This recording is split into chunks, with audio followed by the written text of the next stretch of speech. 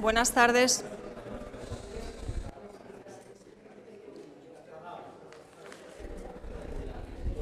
Bueno, vamos a dar comienzo a la sesión de la tarde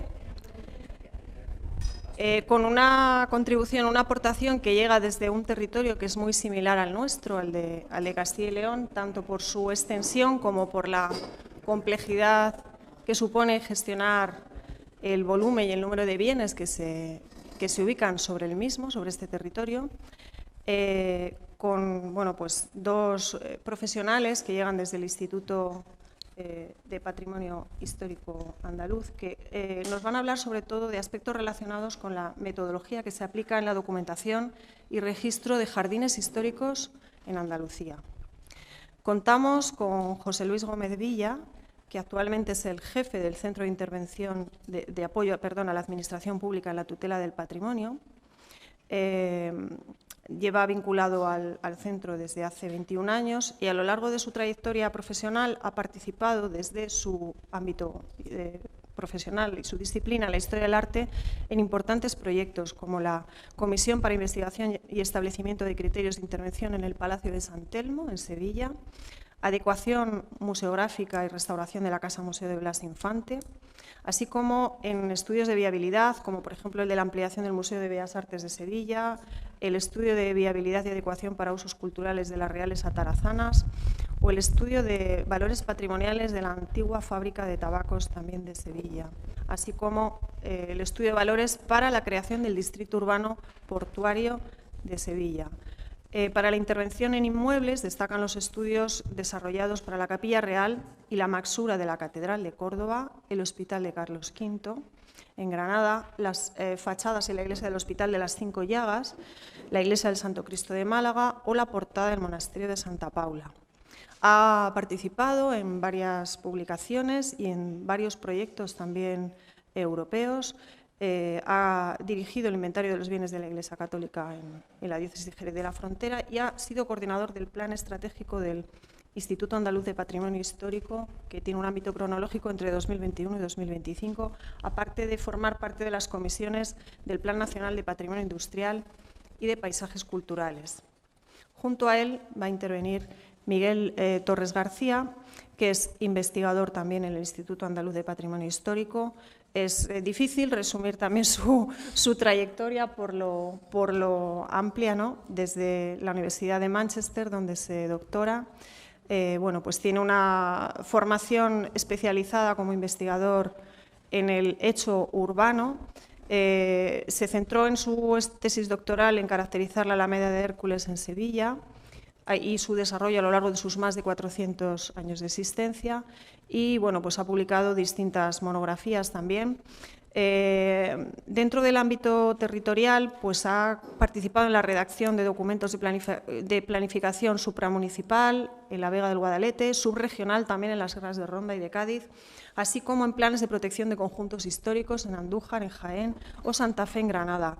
Colabora también con la Universidad de Sevilla y con instituciones de investigación de 5 países y también ha estado integrado en distintos proyectos relacionados con la metodología y el acercamiento a los paisajes culturales, desarrollando métodos para la documentación participativa de edificios históricos en distintos lugares de Europa. Sin más, les cedemos la palabra. Muchas gracias por acompañarnos. Bueno, muchas gracias por tu presentación y gracias a todos por estar aquí a esta hora, pues que es un poco difícil en verano y con el calor, pero esperamos que no os aburramos mucho y podáis estar atentos durante la pequeña exposición que hemos preparado y que llevaba como nombre la documentación y metodologías parecía para la documentación de los jardines históricos en el caso de Andalucía, pero que antes que nada va a ser una visión, pues digamos, crítica, reflexiva de cómo ha sido la gestión de estos jardines históricos en la comunidad autónoma de Andalucía. Como nos ha dicho Mila en la presentación, pues el Instituto Andaluz de Patrimonio Histórico, que era lo que primero yo quería incidir, es una institución que es una agencia pública empresarial dentro de la Consejería de Cultura y Patrimonio Histórico. Siempre depende de la consejería que tenga el encargo de la cultura en el territorio de Andalucía, pero no es un ente administrativo como tal. Nosotros no ejercemos potestades legislativas sobre los bienes culturales, sino que desde... ¿Pasa algo? No, que tiene que estoy mando. Ah, vale, lo tengo yo. Es una entidad que no tiene carga administrativa, pero que desde su creación en el año 1989 está destinada a ser el organismo que investigue, que asesore a la Administración, que saque adelante proyectos de normativa, de criterios que se apliquen al patrimonio cultural, también con una fuerte carga sobre la propia documentación del patrimonio en el territorio de Andalucía y sobre la intervención de bienes culturales.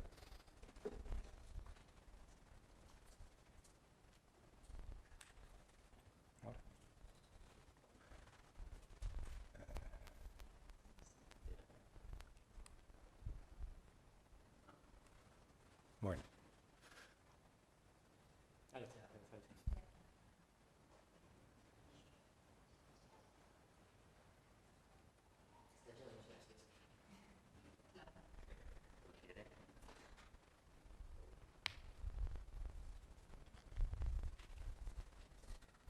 Aquí hemos salido de la pandemia, estos 5 minutos de siempre de la teleconferencia, en la que se me escucha, ¿no? Tal, el audio, el vídeo, ponlo en silencio.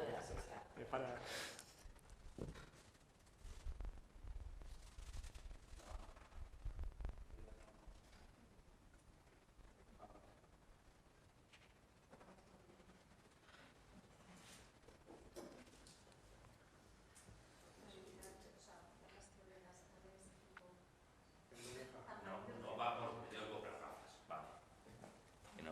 tenía en off, en vez de no.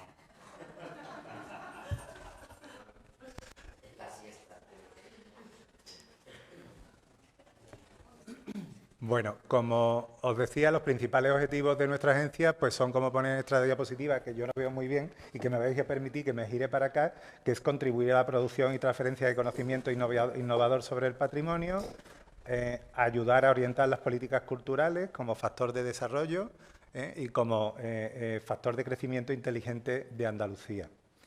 El Instituto Andaluz del Patrimonio Histórico tiene una triple naturaleza. Nosotros, por un lado, somos un centro de investigación acreditado como agente andaluz del conocimiento, que nos equipara a la capacidad investigadora de las universidades, por ejemplo. También somos un ente instrumental de la propia Administración. Nosotros no tenemos esa capacidad administrativa, pero sí que estamos a la disposición de la Consejería de Cultura, en este caso, o del ente administrativo de la Junta de Andalucía, que así nos lo reclame, para prestar nuestros conocimientos técnicos e interdisciplinares para solventar los problemas que surjan en el patrimonio en Andalucía. Y, por otro lado, somos un agente empresarial. Como decía, somos una agencia pública empresarial y, como tal, pues tenemos una carta de servicios de todo lo que más o menos se puede hacer en el patrimonio cultural en nuestro territorio, que podemos ofrecer mediante nuestra tarifa de precios y mediante la aceptación de presupuestos de cualquiera de nuestros clientes. En este sentido, cuando recibimos la invitación para hablar de los jardines históricos, a nosotros, pues claro, nos dio una gran controversia. Nosotros, que somos del Centro de Intervención los dos, aunque yo también ejerzo la jefatura del Centro de Apoyo a la Tutela, pues nos planteábamos que no habíamos hecho realmente ninguna intervención a lo largo de estos 30 años sobre jardines históricos. Tampoco habíamos hecho una prestación de servicios de asesoría y seguimiento sobre jardines históricos. Pero sí que ha hecho algo que creo que el Instituto, en especial el Departamento de Proyectos en el que trabaja Miguel y todo el Centro de Intervención, ha hecho una reflexión muy profunda durante estos 30 años para alcanzar un método de actuación, una metodología, que es la del Centro de Intervención, que yo creo que hoy es una metodología que a grandes rasgos cumplen todos los organismos que se dedican a la conservación del patrimonio a nivel internacional, pero que hemos ido perfilando y que es muy versátil para utilizarla también en el caso concreto de cómo abordar una intervención, de cómo abordar un proceso en jardines históricos. Esta metodología está basada en 3 cuestiones: conocimiento, recuperación e intervención material. Para hacer un poco de repaso, pues yo me había traído aquí cómo ha ido evolucionando esto del patrimonio con 3 citas, una de Joki Lecco, que está hablando de los valores atribuidos, de cómo los valores de los bienes culturales son procesos continuos de aprendizaje que están en continua revisión y que como tales corresponden a un tiempo determinado y en ese tiempo se le atribuyen una serie de valores. No son los objetos los que tienen los valores implícitos ya en sí solos, sino que somos las sociedades, las comunidades, el tiempo y la historia los que le vamos otorgando esos valores culturales. Luego también una reflexión sobre el valor del patrimonio cultural para la sociedad lanzada en la Convención de Faro en 2005, que es que habla del concepto de comunidad de patrimonio, como aquellas personas o aquellos grupos que valoran aspectos específicos del patrimonio cultural que desean en el marco de la acción pública sostener y transmitir a las futuras generaciones. Y por último, una reflexión también de una teórica del patrimonio, de Nuria Sanz, que habla sobre la sostenibilidad del patrimonio cultural incidiendo en estos dos conceptos. Si cada grupo o cada momento del tiempo otorga una serie de valores a los objetos patrimoniales o los conceptos patrimoniales y la comunidad va identificando esos valores para su salvaguarda y para su transmisión, también debemos ser conscientes de la sostenibilidad del tiempo de cada generación en esa reflexión hacia los bienes del patrimonio cultural, pero siempre entendiéndolo como algo acumulativo, no como algo negativo y destructivo respecto a las visiones que en el tiempo se van atribuyendo. En ese concepto de evolución constante que está el patrimonio, aquí planteábamos con este pequeño diagrama de puntos, pues cómo era el pensamiento en torno al patrimonio hasta mediados del siglo XX. Era una cuestión de la historia, de la arquitectura, de la arqueología, y la sociedad así lo percibía. Afortunadamente en el siglo XXI, aunque hay ciencias y disciplinas que se meten dentro de lo que es la gestión propia del patrimonio, pues el patrimonio está tan presente en las comunidades sociales que ya es un medio de vida, es un medio que genera salud, que genera riqueza, que genera la participación de economistas, de comunicadores, de factores de turismo y desarrollo, como ya hemos ido conociendo en los últimos años, y que está mucho más imbricada en la comunidad social. Como bases de nuestra metodología, pues cuestiones que están muy implícitas y que yo creo que ya son muy conocidas para los que nos dedicamos directamente a la gestión y a la conservación del patrimonio. Pues partimos de que conservar, evidenciar y hacer legibles los valores en todos los procesos de recuperación, de conservación y restauración conlleva la toma de decisiones críticas, no en un sentido de teoría o principio, sino en un sentido reflexivo y profundo que sabemos que va a alterar la naturaleza. En este sentido, es que la propia voluntad restauradora, ejercer la restauración, como hemos visto en el caso de los niños, que es al que nos ha dado tiempo a nosotros a llegar esta mañana de la fuente, pues ya es un acto que está afectando a la propia historicidad de los bienes y los está alterando. Cuando acometemos restauraciones, nada se queda como está, ni nada es reversible al 100%. Esto es teoría, pero luego en la práctica es imposible. Entonces tenemos que ser conscientes que la restauración es un proceso transformador que va a servir para que recuperemos valores, pero que también va a servir para aportar nuevos valores que hasta ahora no existían en los bienes culturales, pero que son los que realmente la función social de que se mantengan esos objetos patrimoniales nos demanda conforme al tiempo y el momento en el que estamos. Otra cuestión es que las acciones y las reflexiones críticas aportando valores al patrimonio cultural o haciendo evidentes valores del patrimonio cultural responde realmente a las necesidades y a las demandas que los bienes patrimoniales, según su propia naturaleza, según su propia tipología, nos demandan. En este caso estamos viendo una intervención que hicimos en una iglesia que se veía abierta al culto, pero que ahora es más turística que de culto, que está en Málaga, pero en el caso de los jardines históricos y su tipología podríamos hacer las mismas reflexiones de la idoneidad de la adecuación o versatilidad de esta metodología a todo tipo de bienes y a todo tipo de necesidades de nuestra sociedad. La metodología de intervención pues, está basada en eso, en el conocimiento, en la reflexión, en la intervención, en el mantenimiento y luego en la transferencia, que debe ser un proceso bastante transversal porque es la base del éxito, especialmente del desarrollo de las políticas públicas. Si nosotros estamos haciendo nuestras reflexiones, nuestros procesos de conservación, nuestras investigaciones aplicadas a la conservación y a la sociedad no le llega, probablemente esa visión del patrimonio no sea todo lo completa que necesitamos. Y en torno a la interrelación que antes planteábamos, no solo de las disciplinas, sino de diferentes agentes, también de esa iglesia de Málaga que hemos puesto antes del Santo Cristo, traía aquí este diagrama de intenciones, de obligaciones que vemos pues, desde un programa de conservación hasta convenios de colaboración con organismos privados, donde juegan un papel fundamental los usuarios, donde es determinante la transferencia y en el que es determinante el proceso de intervención tanto constructivo como restaurador, y cómo todos los diagramas se van interrelacionando en algún punto. Esto nos ha llevado, con el paso de los años, pues, a hacer una esquematización de los procesos de intervención, como deben ser para cualquier tipología, que nos lleva desde los estudios previos, con unos objetivos y herramientas concretas que no voy a entrar a detallar, el análisis de esos valores culturales, de los que ya teníamos, de los que podemos reflexionar desde nuestra perspectiva contemporánea sobre los bienes y de los que se van a recuperar o se van a poner en evidencia con los procesos de conservación y restauración. Luego, lo que es el propio proyecto de intervención, la ejecución, el proyecto es la base de todo. Si no tenemos proyecto de intervención, no tenemos norte, no tenemos guía. Ahora se llevan mucho pues, los planes estratégicos, los planes directores, ha habido un momento que también, pues el proyecto de intervención a su escala es lo que necesitan siempre los bienes culturales para poderse acometer debidamente planificados. Luego está la ejecución en sí y en la fase de puesta en valor y la de gestión del propio mantenimiento de los objetos que intervenimos. Y paralelo a eso tenemos una fase de transferencia, una fase de participación y una fase de responsabilidad con el medio ambiente o con nuestros conciudadanos, que es lo que llamamos sostenibilidad o tutela sostenible del patrimonio. Este esquema que nosotros habíamos hecho, pues muy aplicado a los proyectos de intervención en los que uníamos tanto inmuebles como bienes muebles o los proyectos de intervención que hemos desarrollado sobre otros ámbitos y otros territorios, queríamos esquematizarlo también para esta intervención y para el tema de los jardines históricos.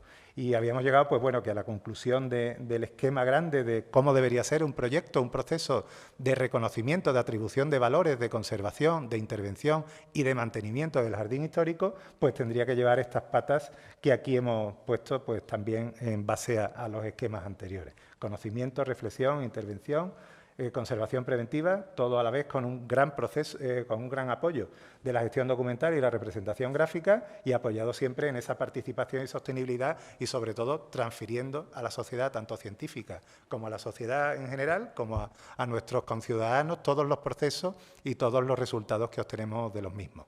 Y bueno, para poneros un poco en suerte, pues ahora Miguel va a hacer un recorrido crítico por cómo ha sido la trayectoria de la comunidad autónoma andaluza alrededor de los jardines históricos y sus figuras de protección.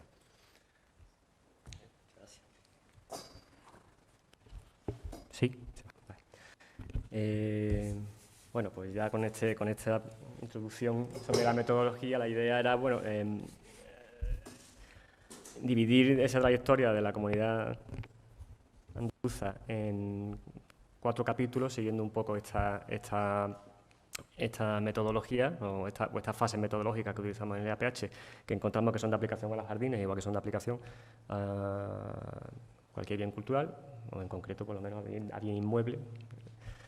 Y eso lo hemos organizado en 4 capítulos, digamos, agrupando algunas cosas con otras, ¿no? En documentación y protección, en investigación y reconocimiento, en intervención y en transferencia. Entonces, bueno, es una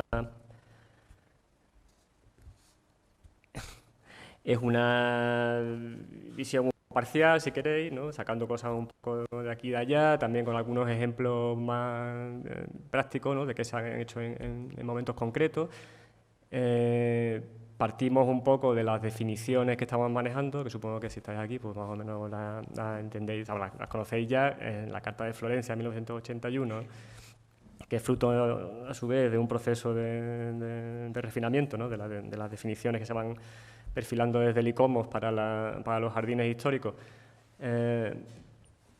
con particular importancia del documento que se hace después de recomendaciones también del ICOMOS para extender esas recomendaciones de la Carta de Florencia a parques urbanos, paseos, viales arbolados, etcétera, y que tampoco por entrar mucho en el intríngulis de la definición, pero bueno, queda sobre todo lo más importante es que equipara los jardines históricos a la categoría de monumentos. Eso, digamos que se retoma, se recoge la Ley de Patrimonio Española, que es la que sigue la Ley de Patrimonio Histórico Andaluza después en cuanto a definición del jardín histórico. A diferencia de la francesa, por ejemplo, en que un jardín histórico puede ser, digamos, directamente, o sea, si se quiere proteger, se declara monumento como tal. Aquí se hacen como dos distinciones. Está el bien de interés cultural, y está el bien de interés cultural, jardín histórico, y está el bien de interés cultural, monumento, zona patrimonial, etcétera. O sea, hay varias figuras de... Eso plantea, pues, algunas cuestiones que después vamos a ver en cuanto al reconocimiento, a la posibilidad de reconocimiento de los jardines históricos como bienes culturales, porque muchas veces estos jardines están vinculados a edificios, están incluidos, esos edificios son monumentos. Entonces, pues, el jardín en sí está incluido o no, o figura como monumento, o no se considera igual que se considera el edificio, cuando son cosas como que de alguna forma tienen que estar tratadas juntas y tal, ¿no? Eso en el caso andaluz, pues, por lo general, por lo que vamos a ver, se ha salvado en el sentido de que se han tratado los jardines como parte de los monumentos, en la mayoría de los casos más importantes, pero también es verdad que plantea una serie de cuestiones, ¿no? Sin entrar mucho más, bueno, lo que he dicho, la Ley Andaluza de 2007 recoge la definición de jardín histórico de la Ley Española de 1985. Está bien en el sentido de que habla del jardín de una forma genérica y permite incorporar a esa definición muchos hechos que se dan en la comunidad andaluza. Pues el jardín puede ser una huerta, puede ser un patio, hay muchas tipologías, entonces no es una cuestión muy cerrada. Por ejemplo, la Carta de Florencia habla de arquitectura, cuando el jardín puede ser una obra, digamos, no de arquitectura, sino de la configuración, ¿no? A partir de unas prácticas determinadas, ¿no? Que no tiene por qué ser objeto, o fruto de un proyecto arquitectónico. Entonces, por un lado, abarca un montón de manifestaciones culturales que tienen que ver los jardines en Andalucía.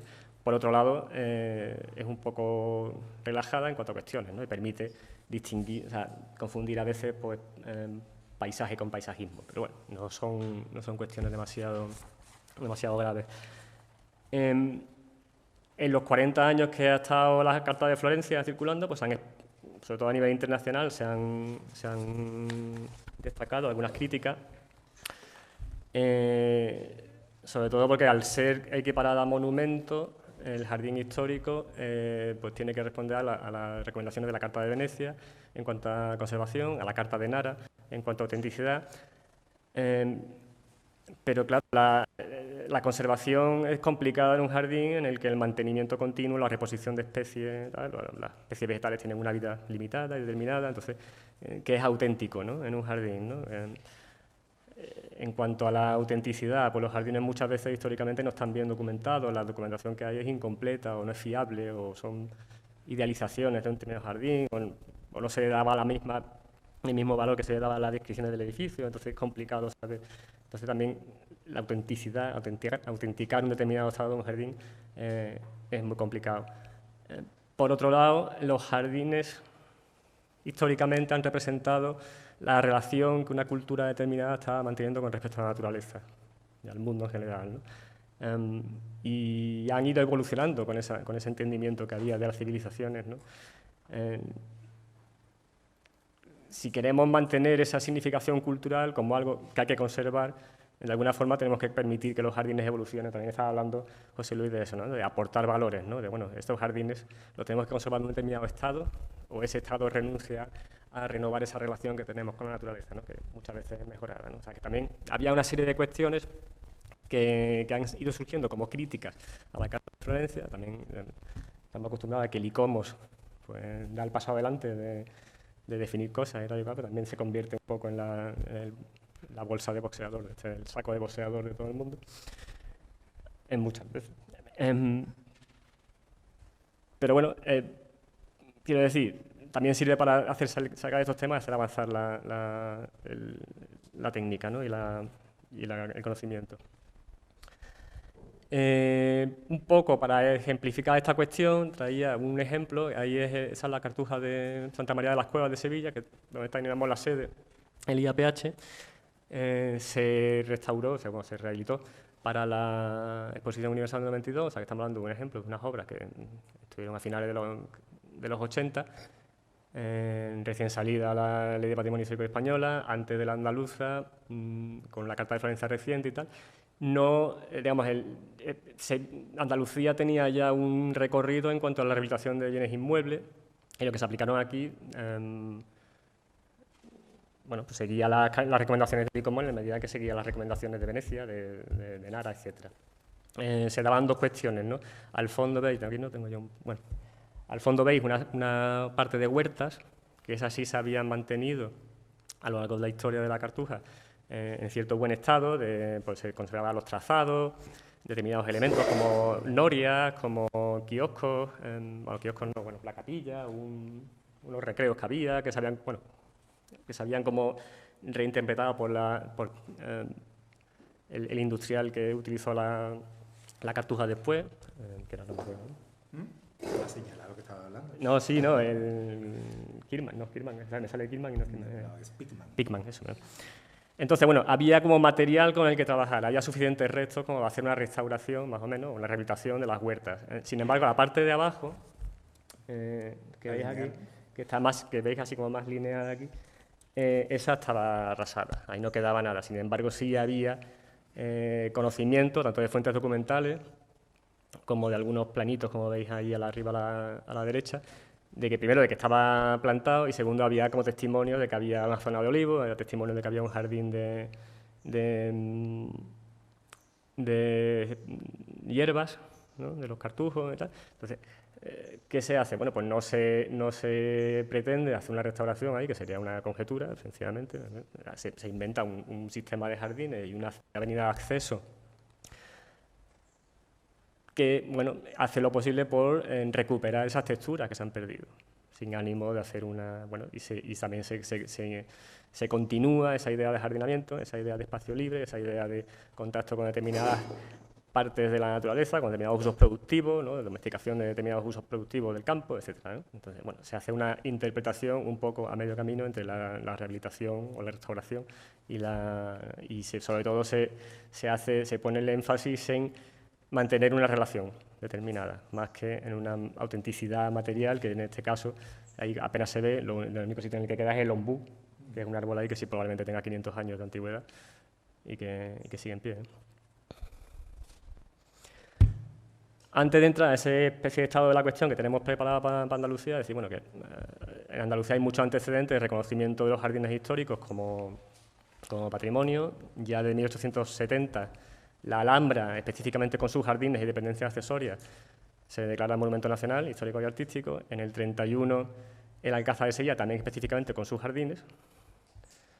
En el 43 ya en la categoría de jardines artísticos, el Generalife, que después pasa a ser parte de la Alhambra como monumento, con lo cual desaparece como jardín.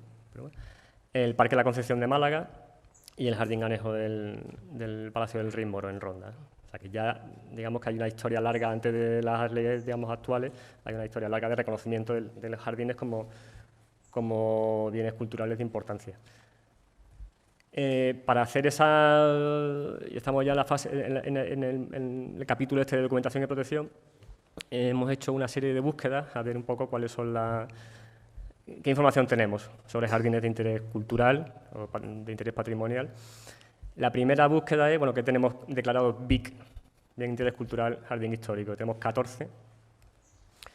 Que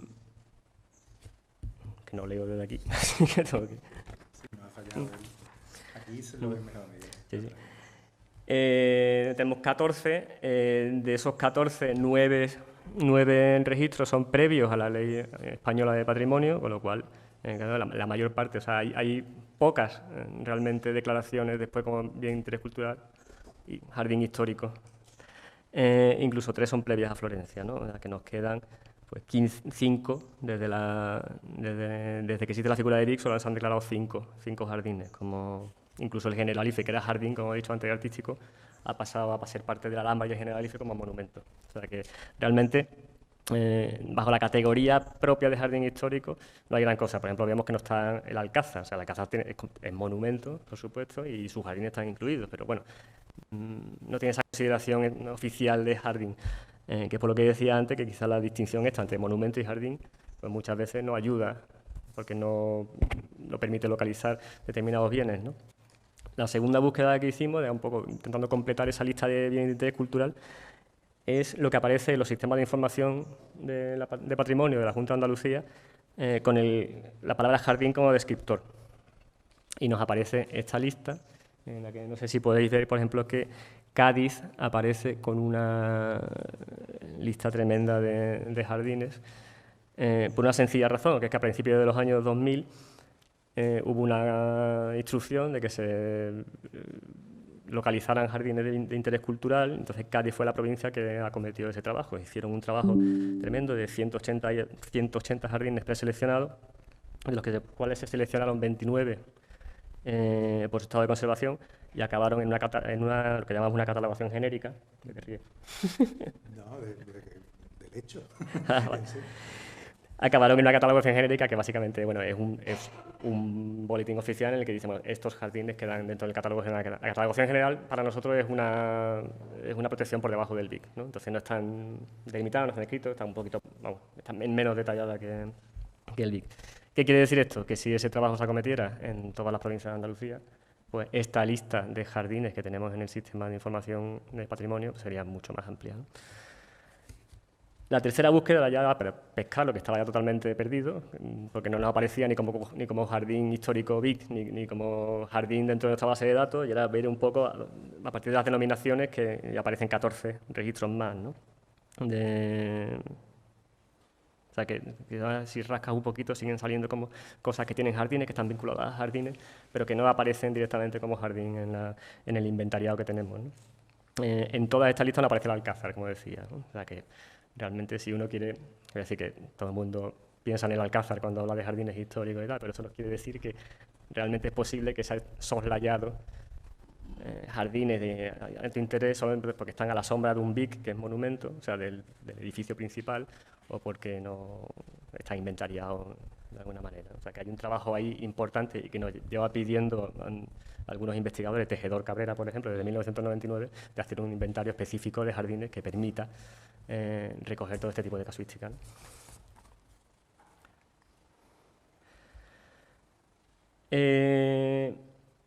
De las listas anteriores, además, también destacan otro tipo de cosas. De los 14 BIC que tenemos, 6 están delimitados, solo 5 tienen una descripción o un tipo de inventario que te diga qué elementos tiene.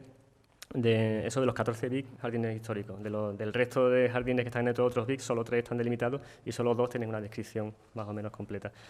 También hay que decir que nuestra guía digital del IAPH, que tira del Sistema de Información del Patrimonio de Andalucía, que ahora se llama Mosaico, antes se llamaba, sí tiene normalmente una descripción textual más o menos completa en la que se caracterizan las principales características de cada bien. O sea que en ese sentido hay un trabajo, pero bueno, ese trabajo no está como realmente todo lo accesible está accesible, pero no todo lo sistematizado que en un momento ya puede estar de cara a identificar jardines.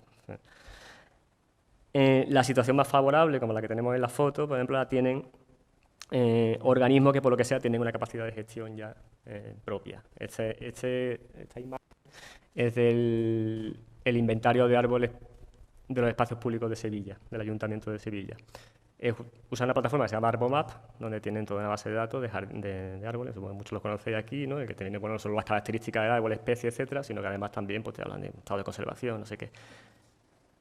O sea que esta herramienta no está vinculada, por ejemplo, y los 3 jardines que son BIC en Sevilla son los 3 de propiedad municipal y están inventariados. Pero bueno, esa información, digamos, de gestión no está vinculada directamente a la información patrimonio y sería una herramienta muy potente en ese sentido, ¿no?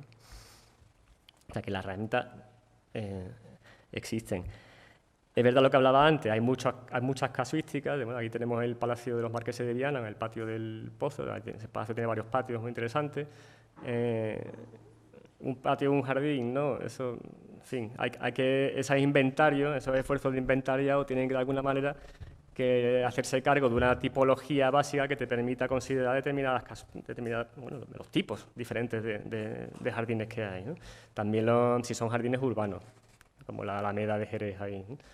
O jardines propiamente dicho como el de Alcázar, ¿no? O sea, primero un inventario específico, segundo lugar, ese inventario con un desarrollo tipológico que permita ser más operativo a la hora de identificar, pero también de empezar a definir vías de de intervención. Esto que mencionábamos en la metodología, pues es el punto de arranque, ¿no? Si no tenemos una buena caracterización de todos los elementos, tanto de las figuras de protección como de la naturaleza en sí, de los elementos como de los bienes que están configurando esos elementos o esos conjuntos, no podremos saber cómo actuar en ellos. Luego, siempre el Instituto ha defendido eso, ¿no? Y yo, Miguel la ha citado de pasada, el hecho de la Guía del Patrimonio Cultural de Andalucía es una transferencia de todo el proceso de documentación que siempre hemos tenido para acometer cualquier procedimiento o proceso vinculado a la gestión del patrimonio en Andalucía. Y los jardines históricos carecen de, aunque son una figura legalmente reconocida, carecen de una articulación en un inventario mínimo y sistematizado al máximo. Bueno, sobre todo eso, sí, porque se ha asimilado, digamos, tiene su categoría propia, su tipo propio, pero se ha asimilado al mismo proceso de caracterización de un monumento. Y en ese sentido, pues tiene sus características individuales, o sea, propias que deberíamos, de alguna forma, asumir, ¿no? Hasta ahí, digamos, el primer capítulo, ¿no?, de documentación y protección, ¿no? Hasta qué punto están los jardines de Andalucía documentados y protegidos. Empezamos con investigación y reconocimiento, ¿no? También lo comentaba José Luis antes, la transdisciplinariedad en la tutela patrimonial es prácticamente un mantra en el IAPH. Tenemos un equipo multidisciplinar y que está en constante diálogo, cuando no pelea, sobre las diferentes formas de intervenir, de tutelar, de todas las fases, en todas las fases del proceso de tutela. Esta multidisciplinaridad cobra especial importancia en el caso de los jardines. ¿Por qué? Pues porque son muchas veces patrimonios muy frágiles, muy degradados, con una documentación muy incompleta o imprecisa, etcétera. Entonces, bueno, hay que buscar disciplinas que sean capaces de añadir piezas al puzzle para entender exactamente cómo eran, ¿no?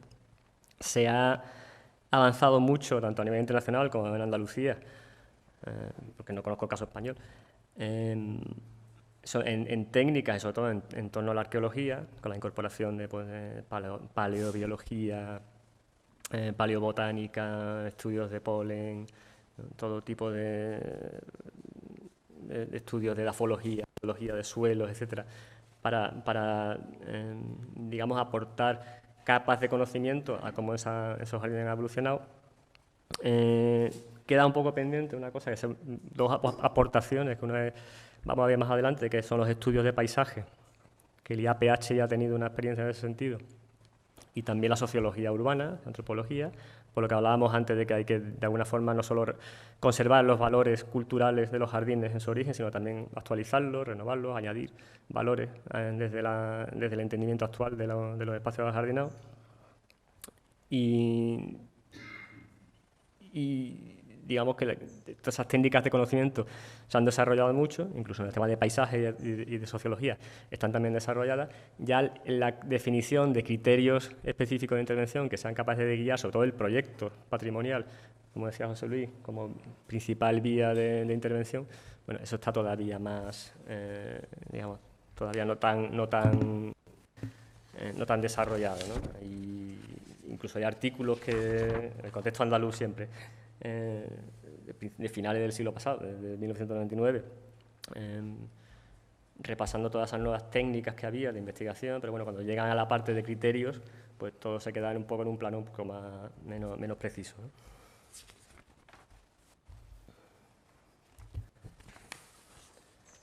De nuevo, los bienes más importantes de la comunidad, la Alhambra, el Generalife, Alcázar, incluso el Jardín de la Concepción, que tienen equipos de gestión potentes, con capacidad para poner en juego esa multidisciplinaridad, pues están en ventaja.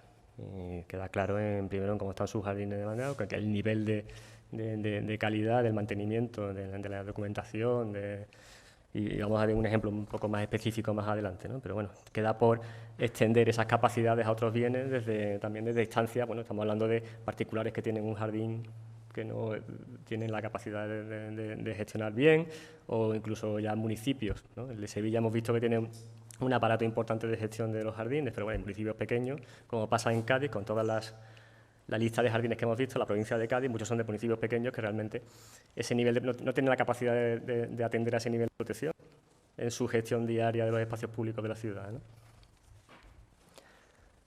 También hemos hecho un muestreo de un poco de las publicaciones que hay en cuanto a jardines históricos, patrimonio en Andalucía o en las provincias de Sevilla, las provincias andaluzas, perdón, en Andalucía, las 8 provincias, que no es completo ni mucho menos, pero para tener una idea de cómo ha evolucionado el tema, ¿no? en el plano de la publicación científica. Esto es un muestreo de las publicaciones que hay en Dialnet ahora mismo. La búsqueda refinada que nos ha dado 70 entradas, que tenemos un pico en 1999 con un número monográfico de nuestra revista, de la revista PH, del IAPH, más la tesis del autor que comentaba antes, Tejedor Cabrera, que también conlleva un par de publicaciones más, ¿no? Con lo cual, allí hay un momento en el que sí hay un cambio de... bueno, un cierto cambio, pero vamos, también es verdad que desde 1999, aunque se publica más, no se ha quedado un poco estancado. Y realmente no se corresponde al aumento de volumen de producción científica que hay en otros campos científicos, ¿no? Desde las universidades. Y por hablar de experiencias un poco de investigación y reconocimiento un poco más recientes, un poco más especiales, primero hablar de la Guía del Paisaje Histórico Urbano de Sevilla, que son una guía que se hace en respuesta a las recomendaciones sobre el paisaje histórico urbano de ICOMOS de 2011. Esas son recomendaciones, si no las conocéis previamente, bueno, el ICOMOS declara monumentos, ¿no? Pero después le preocupa mucho exactamente cómo se tratan los entornos de esos monumentos. Entonces, bueno, habla de un paisaje histórico urbano en que hay que conservar también, ¿no? Para conservar plenamente esos monumentos, ¿no? El IAPH hizo un ejercicio para hacer una guía para el caso de Sevilla. Esa guía incorporaba una serie de estudios específicos y uno de ellos era el papel que jugaban los jardines en la configuración y en el carácter paisajístico de Sevilla. Y entonces hubo, primero, todo un trabajo de análisis de los jardines y cómo esos jardines intervenían en Sevilla, y segundo, una derivada más, que fue un documento de recomendaciones, ¿no? De acciones prioritarias a acometer el jardín, o sea que ya se convertía en una especie de documento ya casi de pregestión, ¿no? Si alguien está interesado, también de la Guía del Paisaje Histórico Urbano de Sevilla salió una publicación de criterios para hacer guías de estas en otros casos. O sea, hemos traído unos cuantos ejemplares, pues a quien le interesa, que los tenga ahí a su disposición. Eso a la izquierda, a la derecha, lo que tenemos es una foto de un jardín de la fábrica de cerveza El Águila de Rafael de la Hoz, porque Docomomo Ibérico recientemente ha puesto en marcha una iniciativa para documentar jardines del movimiento moderno, que no están representados. La lista que enseñaba antes prácticamente no están representados. Hay todo un capital cultural en jardines de la arquitectura del movimiento moderno, como este, que no estaba en el radar, básicamente, y se está documentando ya por la Fundación Docomomo Ibérico, de la cual participamos en el IAPH como patrono. El Instituto es patrono de la Fundación Docomomo Ibérico. De acuerdo, pues hasta aquí, digamos, la parte que hemos dicho de investigación y reconocimiento. Pasamos a un poco una cosa más divertida, que es la de intervención. Y para eso hemos traído un poco el ejemplo del el patio de las doncellas del Alcázar de Sevilla.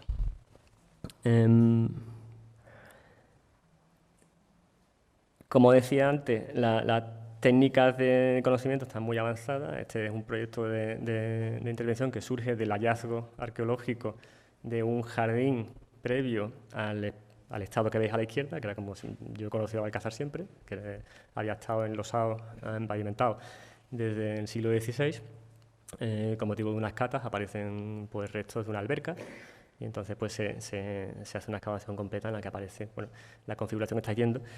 La configuración que estáis viendo en realidad es el estado último. Lo que aparece es todo un desarrollo, una evolución del patio a lo largo de su historia, ¿no? Desde el proyecto original, que realmente nunca se llega, o la intención original que nunca se llega a formular, de Pedro I, hasta una solución que probablemente no llegó a terminarse tampoco nunca del todo después. A la muerte de Pedro I, su sucesor y opositor, pues digamos que no valora el jardín y tampoco, bueno, no lo desarrolla, acaba asolándose todo menos la alberca central, que al final acaba en el estado que hemos visto antes, ¿no?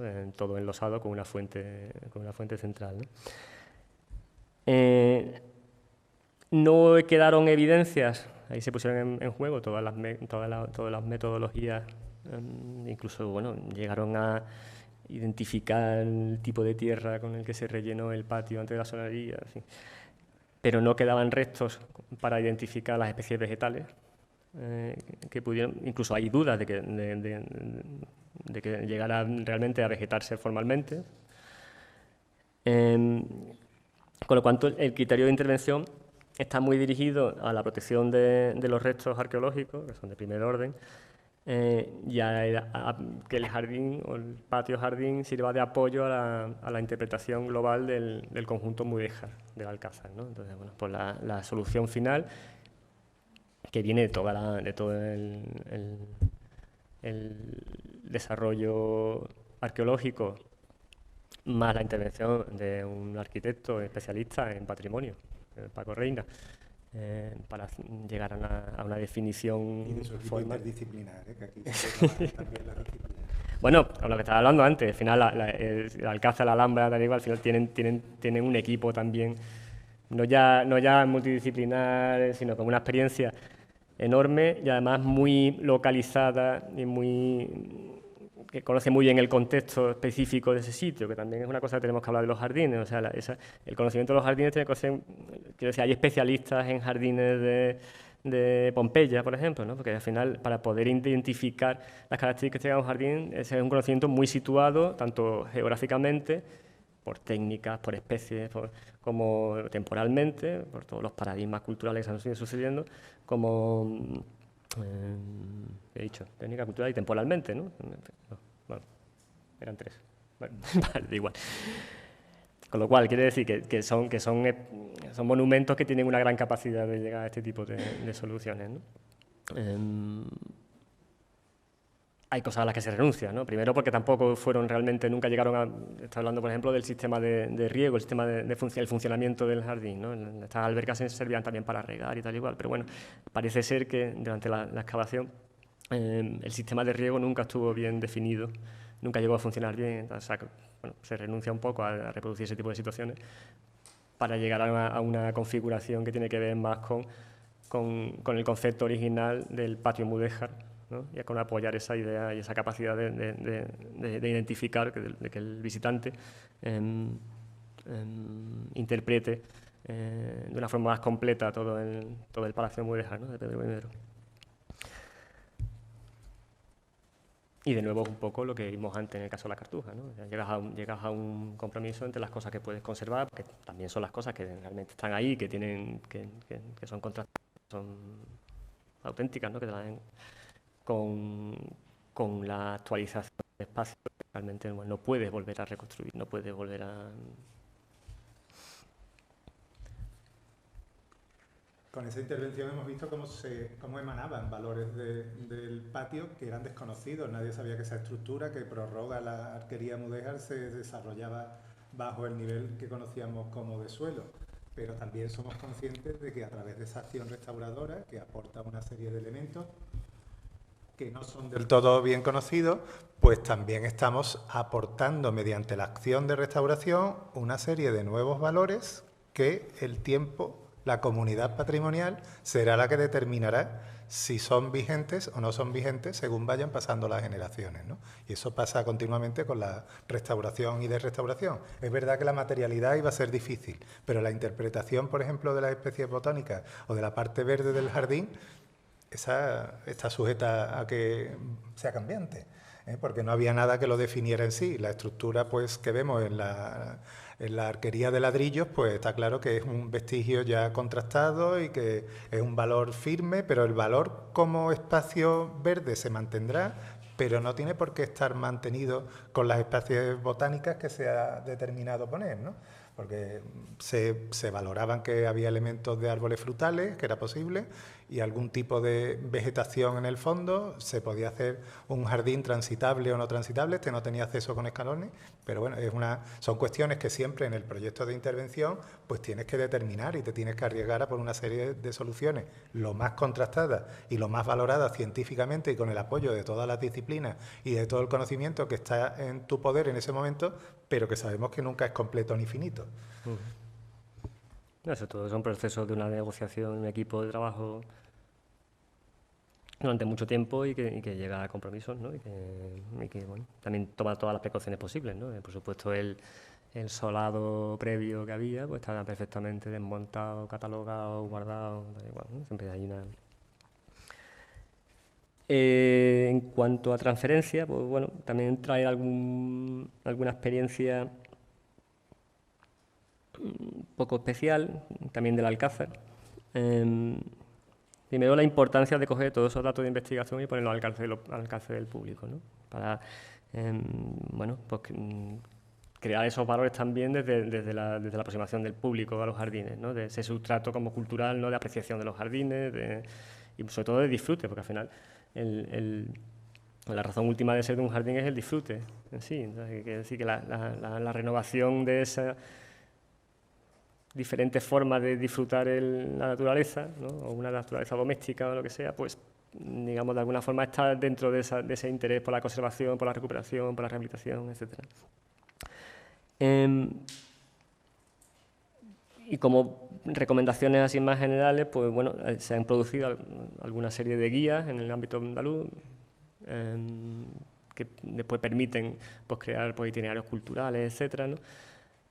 También hay una experiencia muy interesante, como decía, del Alcázar, que es el Atlas de los Jardines del Alcázar, si no lo conocéis, muy ameno, con una serie de... Bueno, es todo un esfuerzo de inventariado de todas las especies, bueno, y de diagnóstico, por supuesto, de todo todos los elementos vegetales que componen los jardines del Alcázar, pero además ese sistema de información ha producido un atlas con una serie de mapas temáticos, pues de colores, de variación con las estaciones, de olores, bueno, temporales.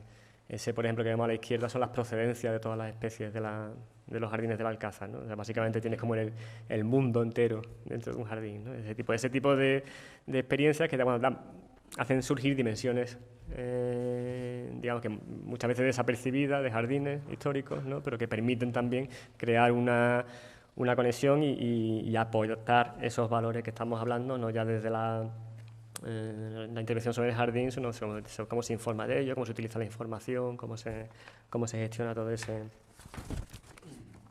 esa acumulación de valores, ¿no? Al final, de información. Y nada, para concluir, pues un poco repasar las cosas que hemos dicho así. Primero decir, bueno, que Andalucía tiene un patrimonio de jardines históricos, yo creo que claramente es en un ámbito europeo por lo menos. Tiene grandes ejemplos de gestión y de intervención sobre ese patrimonio que queda por transferir de alguna manera a todos los casos. Existe una prioridad de mejorar la investigación y el reconocimiento con campañas de documentación, con un inventario específico para jardines y con una otra tipología de espacios jardinados más operativa. Es necesario aproximarse a cada jardín, y cuando digo a cada jardín, es a cada jardín, la protección no solo se tiene que dar en una protección nominal, sino que hay que dar instrucciones, hay que identificar los valores, como decía, ¿no? que se tienen que preservar de una forma prioritaria en cada jardín, porque cada jardín es un poco un mundo. Y ese proyecto tiene que estar situado geográfica, temporal y culturalmente, como decía. En el jardín, con una particular importancia, los valores inmateriales del patrimonio y también la condición que tiene el patrimonio de presente. Primero, porque su principal propósito, su principal razón de ser, es el disfrute, es la fruición del jardín, es el jardín por el jardín, y eso tiene que verse actualizado si queremos que de alguna forma el jardín quede vigente, aunque se conserven sus características históricas. Hay que buscar las maneras que pueden ser tanto en intervención como en la difusión, la transferencia, como en de que ese disfrute siga existiendo. Y también porque el jardín, digamos, es en su mantenimiento continuo desde una posición de presente. ¿No se me escucha? Vale.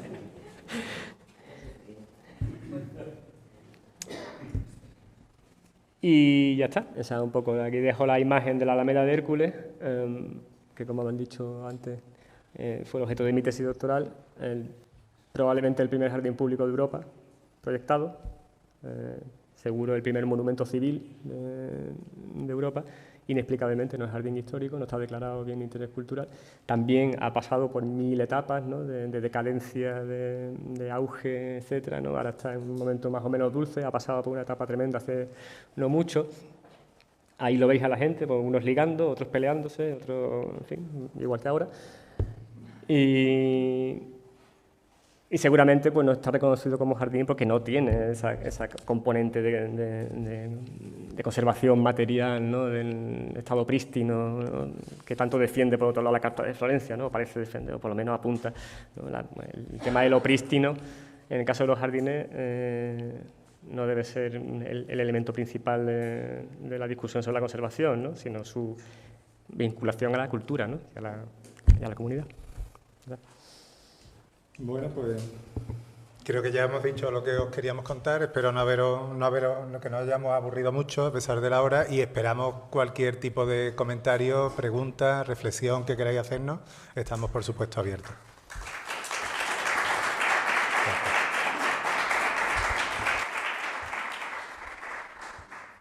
Muchas manos veo, Miguel.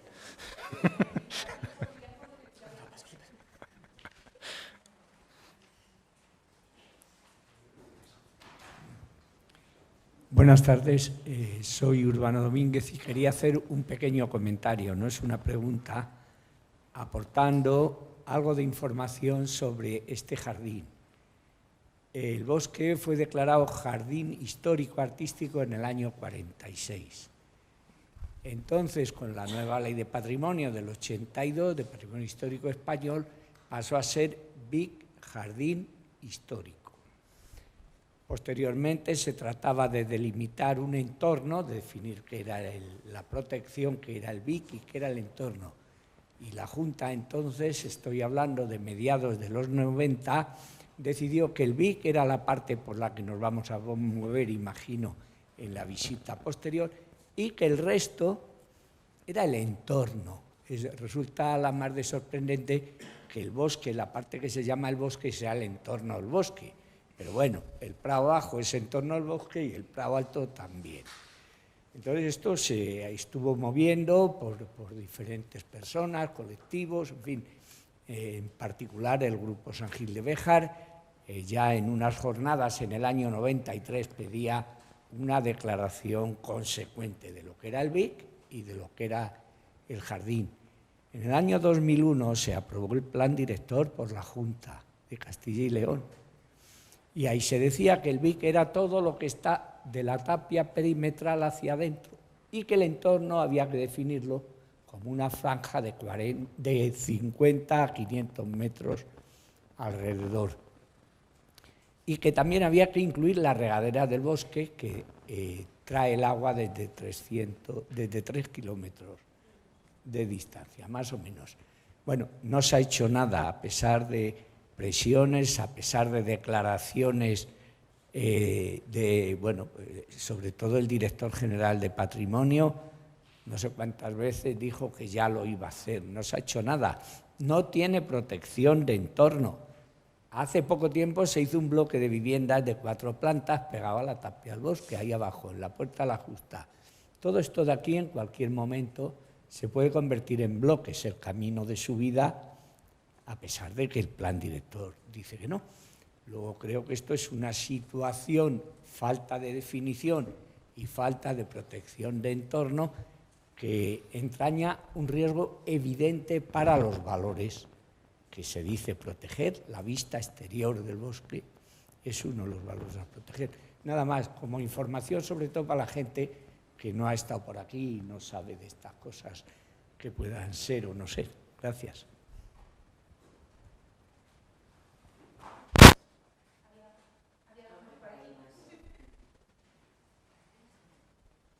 Sí, gracias.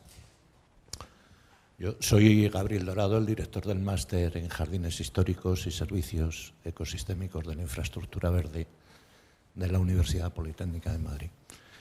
Y lo primero que quisiera es agradeceros vuestro trabajo y daros la enhorabuena por trabajar en estas metodologías que creo que son fundamentales para todo aquel que esté trabajando en la conservación, en la restauración o rehabilitación del patrimonio cultural o el patrimonio histórico. Y como vosotros, creo que gran parte de esa metodología es transferible a la restauración de jardines históricos. Pero, sin embargo, hay algunos ámbitos concretos que creo que son mucho más específicos y que requieren quizá de otro manejo, ¿no?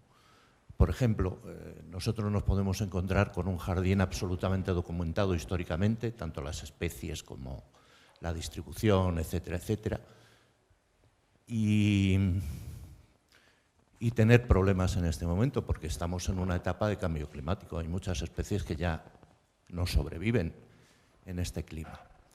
Y entonces, claro, se nos plantea una duda. ¿Qué debemos hacer?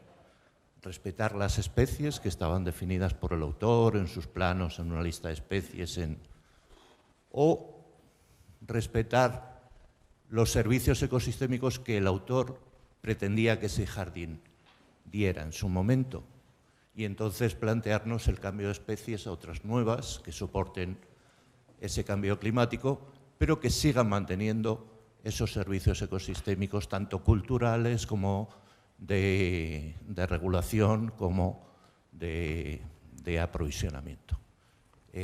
Yo creo que la Carta de Florencia es clara, no permitiría esta segunda fase, pero es el problema que tenemos.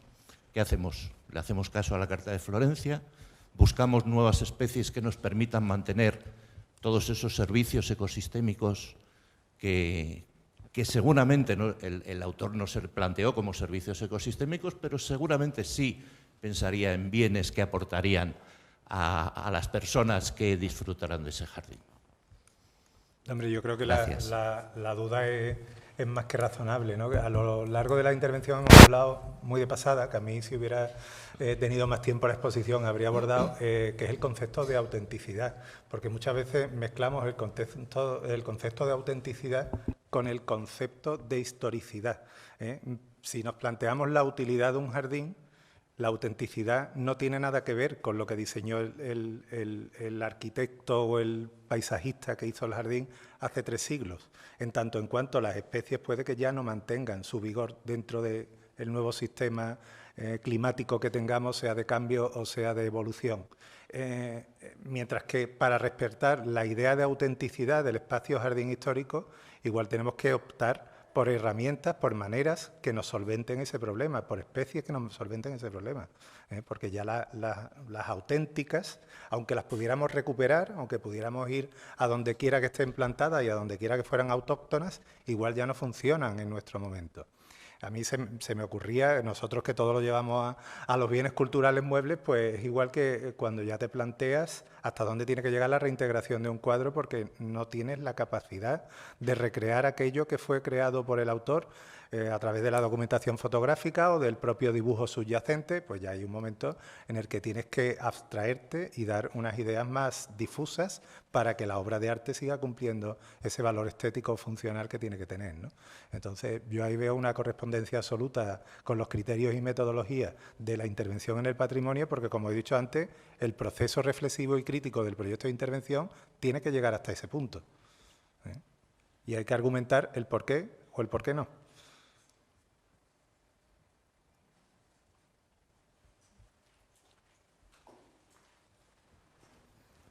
Isabel González, de Madrid, Parques y Jardines Históricos.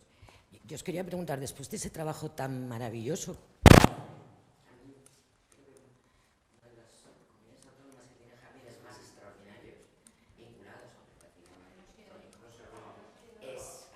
Andalucía, ¿vale? Granada, Córdoba, Sevilla. Es impresionante, ¿no? Esa relación tan estrecha del jardín con la arquitectura, tan estrecha y muchas veces inseparable. Y la cantidad de jardines que, aunque no estén catalogados, tienen una gran calidad para ser jardines históricos. Si vuestra organización, que veo que tiene una autonomía con respecto a la administración, un poquito, más que un funcionario, un poquito. Para contratar. ¿Tiene algún proyecto para desarrollar este catálogo tan impresionante que debería tener la Comunidad de Andalucía y que no tiene? Por lo menos un listado, esos listados que están por ahí, ¿vale? Por lo menos el referenciar jardines privados impresionantes que hay en Sevilla, en palacios del siglo XVIII, que son verdaderas joyas, o en Huelva o en Cádiz, y que los cuidan sus propietarios, pero que no están ni siquiera identificados, ¿no? Yo ya no te digo más que eso, pero por lo menos el nombre, y darles ese valor que puedan tener, sobre todo, y lo estamos hablando siempre, ¿no? La diferencia que hay entre un bien cultural, arquitectónico, o decorativo, infraestructura, con un jardín, ¿vale?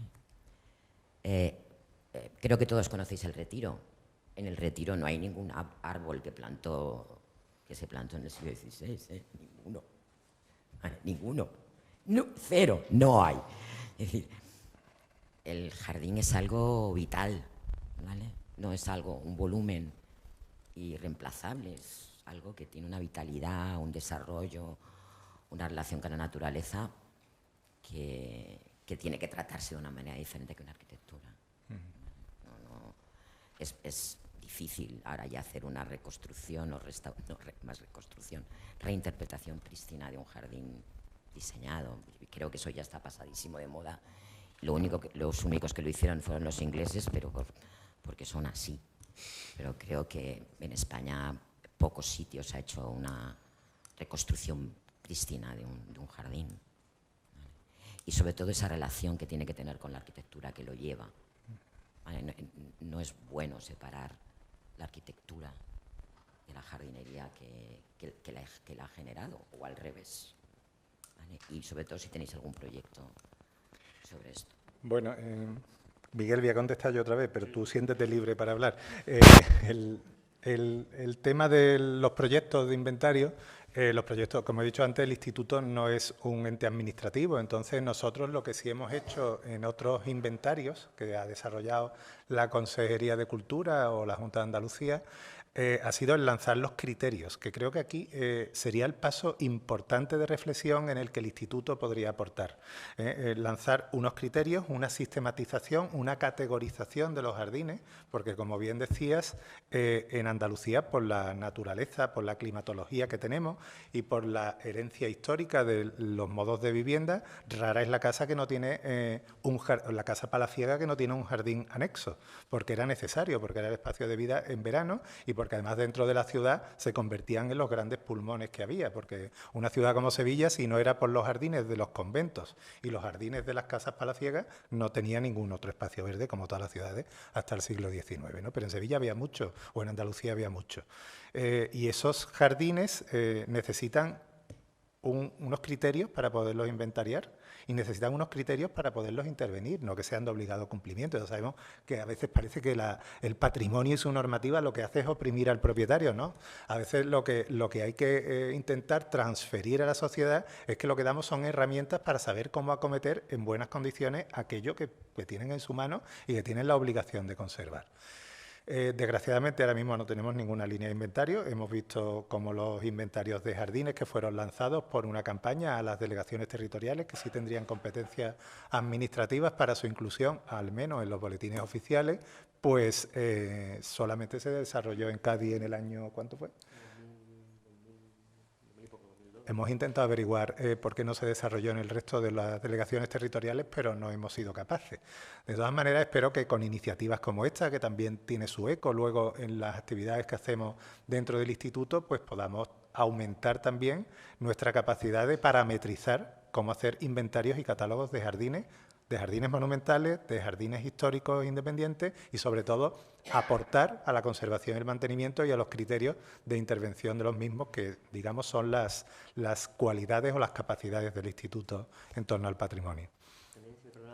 Sí, nosotros somos de intervención dentro del IAPH, pero hay otro centro que es de documentación. Los datos que he traído yo vienen de la información que gestiona, Sí, en cuya gestión participa el centro de documentación. O sea que hay ya un trabajo hecho de documentación, lo que falta es por más que nada refinarlo. Sí, habría que, por ejemplo, ver todos los conjuntos monumentales o los monumentos que están declarados con otra figura de protección que tienen jardín histórico, depurarlos y analizar el jardín como una parte propia del expediente, como a veces están en el expediente los bienes muebles que están asociados a un inmueble, u otros valores que están asociados a los inmuebles. Irlo separando y lo sistematizando, pero es verdad que si vemos la guía del patrimonio de Andalucía, que es un producto del instituto, que es fruto también de los trabajos que se han hecho en las áreas de protección, en la Consejería de Cultura en los últimos 30 años, pues ahí hay mucho reflejo del jardín como elemento reconocido patrimonialmente, pero no está sistematizado. Cuando hacemos búsqueda es muy difícil localizar todos los jardines que tienen categoría monumental en Andalucía. También es un trabajo ingente, quiero decir, la lista que hemos dado nos han aparecido 60 y pico, creo, 65 por ahí. Si tuviéramos los parámetros de CATI en todas las provincias, ese número se iría directamente a 200, 300 jardines. Caracteriza todo eso, estaría estupendo.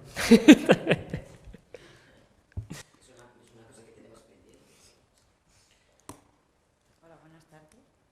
Daros la enhorabuena por esta exposición y, bueno, yo lo que tengo que decir es un poco apostillar la intervención anterior de mi compañera. Y yo soy ciudadana de Béjar y de Sevilla, de los dos sitios. Entonces, bueno, sé un poco de qué habláis. Esta mañana habéis llegado un poquito tarde, me imagino que por el viaje. Y en la intervención que ha tenido nuestra compañera portuguesa,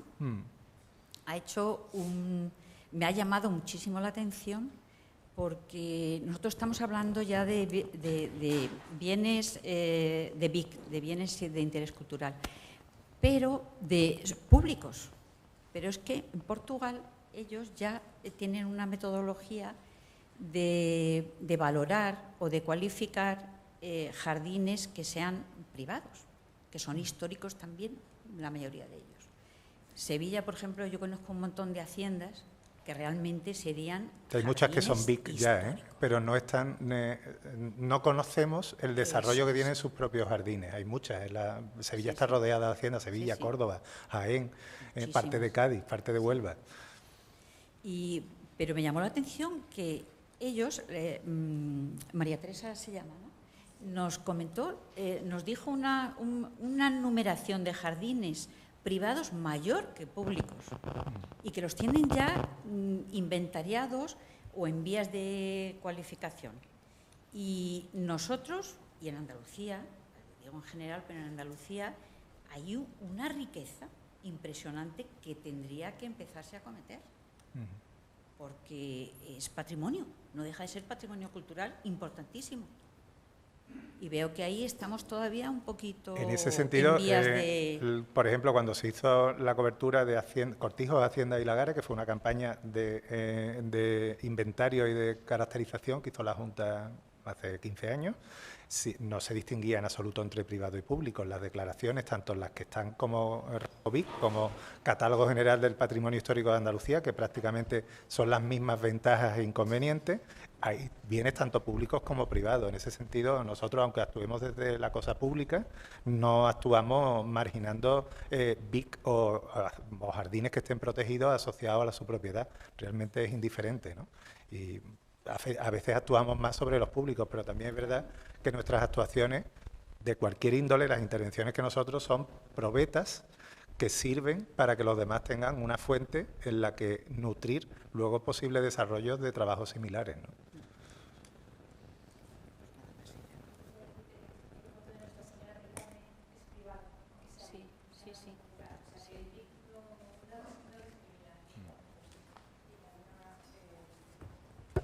los trabajos de diagnóstico que se están comenzando, bueno, sobre jardines históricos aquí en la Junta de Castilla y León también se han incluido bienes privados, incluyendo en este caso también el Coto del Carmen como jardín histórico. No lo estamos diferenciando, la titularidad, ¿no? Como que sea un criterio que marque esa diferencia. Pero sí que es cierto que, bueno, a nosotros también... Sí, exactamente igual. Sí. Lo que no se puede es cambiar el régimen de propiedad, ¿no? O si el planeamiento urbanístico ya... Claro. No, y el planeamiento urbanístico tampoco se puede modificar con una figura de estas de protección. Es decir, que si la clasificación o la calificación del suelo o el uso ya bien establecido, en el planeamiento tú tampoco la puedes modificar a través de la figura de protección del bien de interés cultural.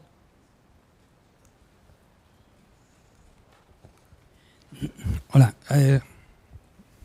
soy Mariano Sánchez, jefe... ¿No se me oye? Yo creo que por megafonía no, pero lo digan los técnicos, ¿sí?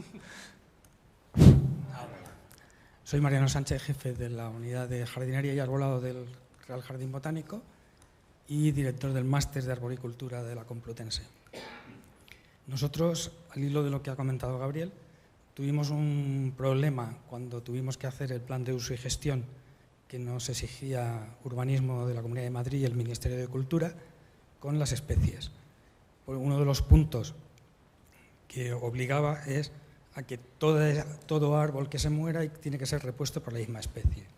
Entonces, nosotros arguimos el artículo 2 de la Carta de Florencia, que dice que el jardín histórico es una composición de arquitectura cuyo material es esencialmente vegetal y, por lo tanto, vivo, perecedero y renovable, sin condiciones, simplemente renovable. Y su aspecto es, pues, el resultado de un perpetuo equilibrio entre el movimiento cíclico de las estaciones, del desarrollo y el deterioro de la naturaleza. O sea, que ya cuenta con un deterioro de la naturaleza a la hora de reponer. Bueno, y después de la voluntad artística. Entonces, en nuestro caso, y apoyando también al Retiro, bueno, tú en aquella época no estabas allí, y apoyando al Retiro, que también tenía sus problemas, arguimos que era una limitación el estar obligados a poner siempre las mismas especies, porque en algunos casos, tanto en el Retiro, en el caso de Madrid, como en el Jardín Botánico, el ciclón de 1886-87 derribó, en nuestro caso, un tercio del arbolado y entonces repusieron con lo que encontraron. Entonces ahora nos encontrábamos con un hándicap tremendo porque había un abuso de determinadas especies. Entonces, arguyendo el artículo 2 y determinados casos históricos de ciclones y incendio, que también hubo un incendio, conseguimos cambiar ese criterio. De forma que ahora podemos plantar lo que nosotros consideremos que va a continuar el estilo y el diseño del jardín.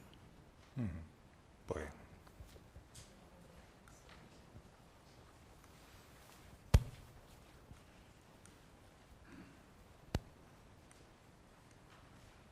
Sí, solamente apuntar en lo que... Bueno, soy Francisco García, de Parques y Jardines Históricos de Castilla-La Mancha. Solamente apuntar una situación en tanto en cuanto a la intervención en jardines declarados.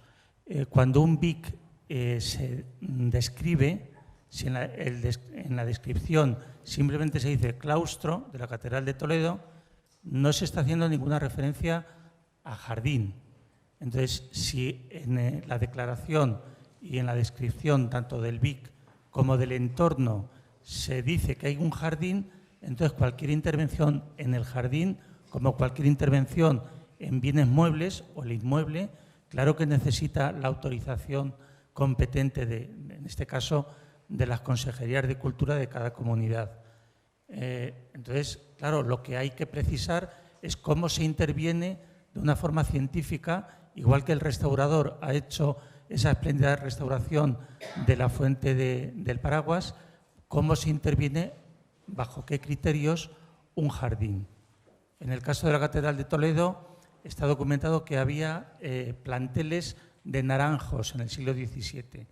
Claro, porque los canónigos y la gente que vivían en Claverías necesitaban vitamina C, pero el jardín que hoy vemos es un jardín de versión romántica, donde el laurel es el que plantaron los Reyes Católicos supuestamente y donde hay otras muchas más especies. Lo lógico es conservar el que hay y si hay cualquier intervención, pues se estudie por qué o no se pone otra especie o se hace una adecuación. Simplemente eso. Bueno, nosotros hemos intentado argumentar eso, una metodología en la que se haga una reflexión, ese proceso crítico del que tanto hablamos a lo largo de las diapositivas, que es el proyecto de conservación, en este caso da igual el ámbito y la tipología, y en el que se tomen decisiones en función al conocimiento y en que se tomen decisiones en función a la rentabilidad social y al aprecio que en este momento tiene el patrimonio en el que se actúa, ¿no? Uno de los problemas con las declaraciones de BIC es que lo que significan es que tú... ¿Se me escucha? Sí. Lo que significa es que cada acción que tú tienes que tomar en un bien de interés cultural tienes que tener aprobación de la consejería competente, que empieza a cambiar el modelo. O sea, lo importante es tener unos planes de gestión de un sitio, unos planes estratégicos, una serie de cuestiones generales que te permitan hacer un mantenimiento continuo de un jardín sin tener que estar discutiendo si vas a tener que cambiar un árbol. Bueno, vamos a tener... Y en respuesta a los dos, pues yo creo que sí, al final hay una documentación, hay una argumentación, hay toda una decisión que se toma colegial, ¿no? En la que se toman determinadas opciones para conservar lo que se entiende que son las características esenciales, ¿no? del parque en este caso. Claro, en ese sentido, al principio se ha hablado de planes directores. Los planes directores no son de obligado cumplimiento ni tienen carácter normativo, pero sí son supervisados por los órganos competentes, ¿no? En las que somos comunidades muy grandes, las delegaciones territoriales y ¿no? Pues los propios servicios de protección de los ámbitos de cultura. Pero es interesante que a esos documentos de planificación sean con la intensidad del proyecto, que es a una escala más menor, o sea, de planificación, plan director, se vayan incorporando estas disciplinas, estas ramas de conocimiento y esta manera de proyectar sobre jardines conforme a una metodología muy similar a la que tenemos en el resto de los patrimonios, ¿no? Y incorporando esa dinámica, incorporando esa lectura de la parte de jardín asociada a los monumentos, pues también tendremos un mayor éxito y una menor crítica de la sociedad de lo que ejecutamos sobre ellos, ¿no?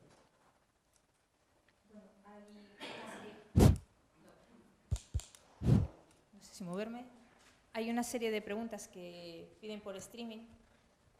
Es Rafael Blanco Almenta, pregunta que por qué los jardines históricos de Andalucía, tanto públicos como privados, no tienen planes directores de obligada existencia y obligado cumplimiento. Yo creo que es lo que acabáis de contestar. También nos pregunta que quién vigila y tutela los jardines históricos y supervisa que se cumpla la ley de patrimonio histórico y que cómo puede ser que exista un régimen de visitas si se cumplan los mismos. Y la otra pregunta es si existen inspectores de jardines históricos en algún departamento de la Junta, bien directamente a través del IAPH o bien directamente funcionarios de la Junta de Andalucía. Yo creo que las competencias de control de los jardines históricos son de las consejerías de Cultura, en Andalucía, la Consejería de Cultura de las delegaciones territoriales. Sí, claro. Son los que tienen que informarlos. Y no hay... Siempre que tengan un rango de protección, pues o que sean bienes de interés cultural o que tengan una inscripción en el Catálogo General de Bienes del Patrimonio Histórico de Andalucía.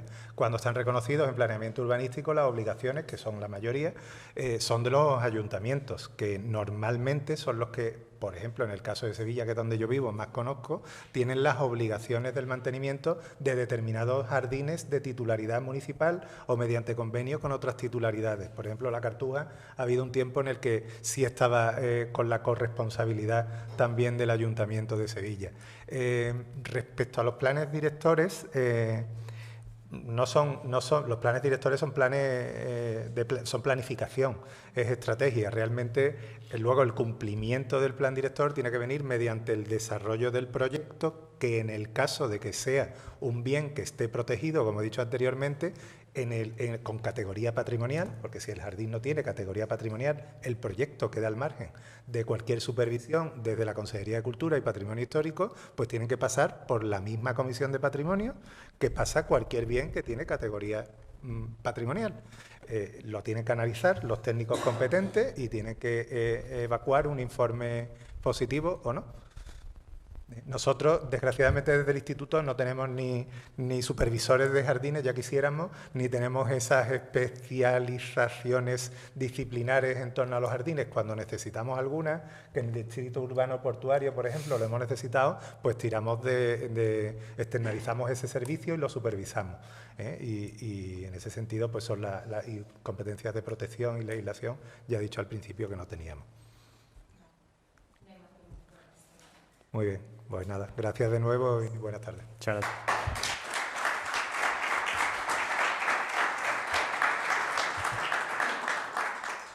No hemos traído para todos, pero como ha dicho Miguel, si estáis interesados en los criterios para la elaboración de guías del paisaje cultural, aquí dejamos unas cuantas, ¿vale?